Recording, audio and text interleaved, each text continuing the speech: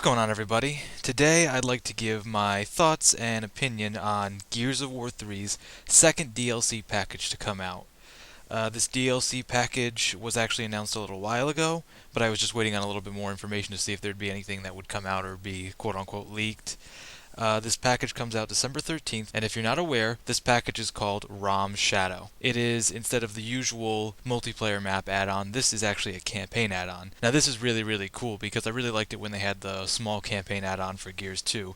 And this has a lot of promise, and I don't really have the highest opinion of Gears of War 2 after some of the... I mean, don't get me wrong, it's a great game, but there were just some certain things about money issues in the weapon skins and the whole season pass not being completely clear. I have other opinions on these. You can check out my other videos for my thoughts, but for this, I thought this really sounded like right up my alley. So if you don't know, it's the campaign add-on is a prequel set just after Emergence Day, and you actually play as not Delta Squad, not Marcus Phoenix, Dom, or Baird, or Cole.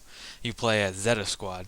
Now, Zeta Squad is comprised of three characters that have already been in the Gears of War world and one new character. The three characters are that we already know are Min Young Kim, who was in Gears 1, Ty Kelso. I'm not exactly sure. If I pronounce any of these names wrong, don't spam me for it. I'm just not 100% sure. But Kim was in the first game, and Ty was in the second game, and I'm really excited to see Ty because I was really hoping they'd bring him back because he's my COG character preference of choice online, which is a little bit different, but it's also said that in this DLC pack, there will be 6 new characters, and I'm hoping Ty will be one of them. If he's not, I'd be very, very sad and disappointed in Epic, but he probably will be. So you got Ty and Kim, and then you got Mitchell Burks from the Gears of War comic, which I never personally read, but if I understand right, he's already kind of in the universe of Gears. And a new female character whose last name is Valera, and I think her first name is like Alice or something. I'm not sure. The magazine here I was reading from and the information I was looking up wasn't clear on her first name.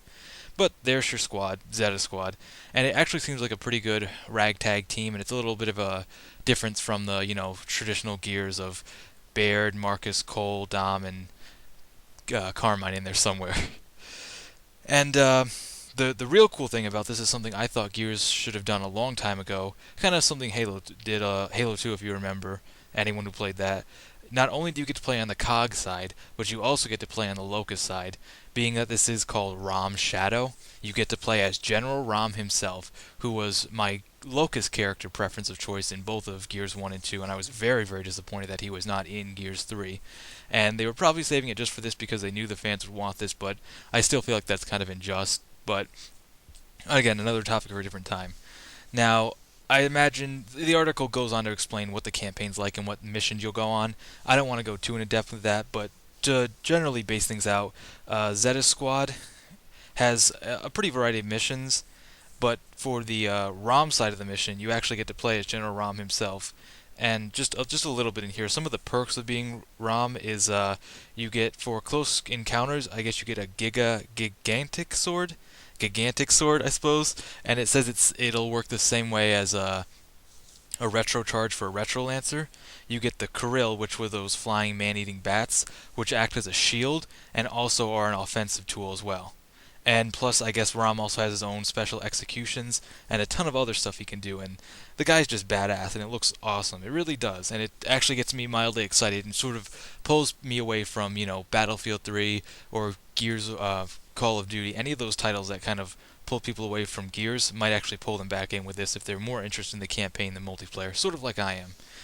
And it really looks good. If you want to look at the magazine or look in articles, I'm pretty sure there's some articles online by now about this, and I got a copy of Game Informer, which had a 2-page article and a couple of screenshots from the DLC, and it looks really good.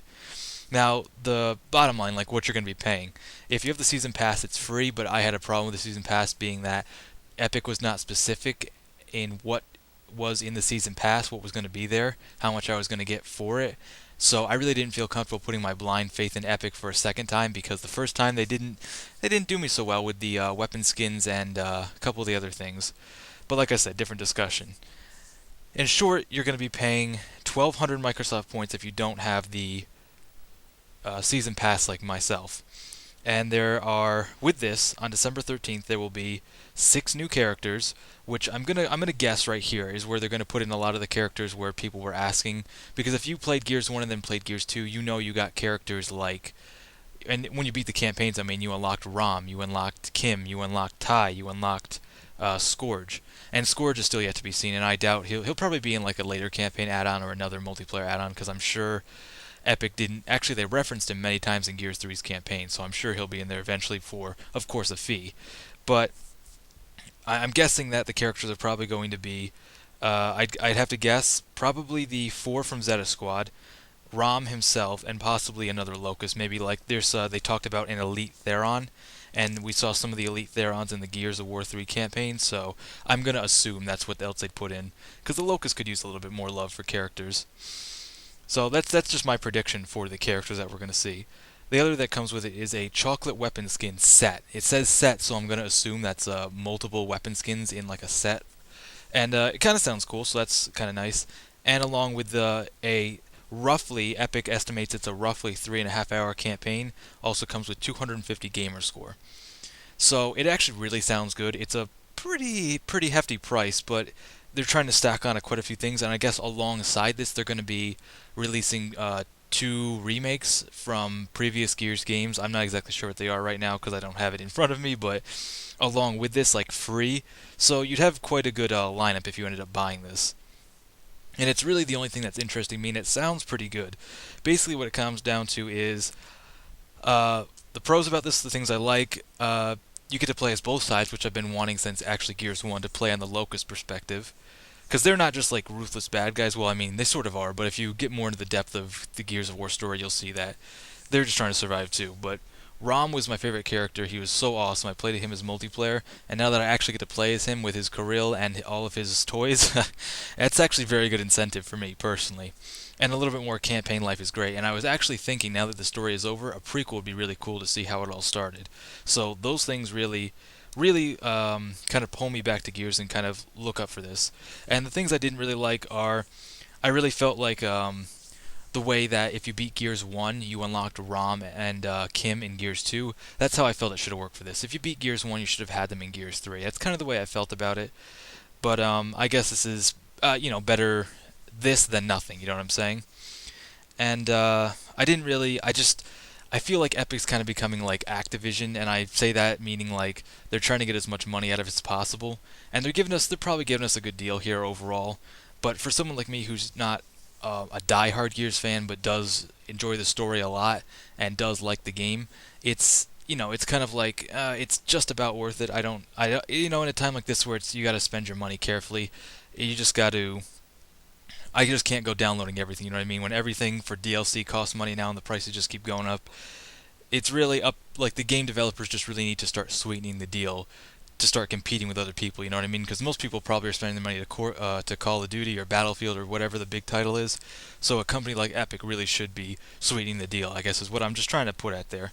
So the bottom line is, it looks really good. It sounds really good. It's something I've wanted for a long time, and it does turn my head back to Gears.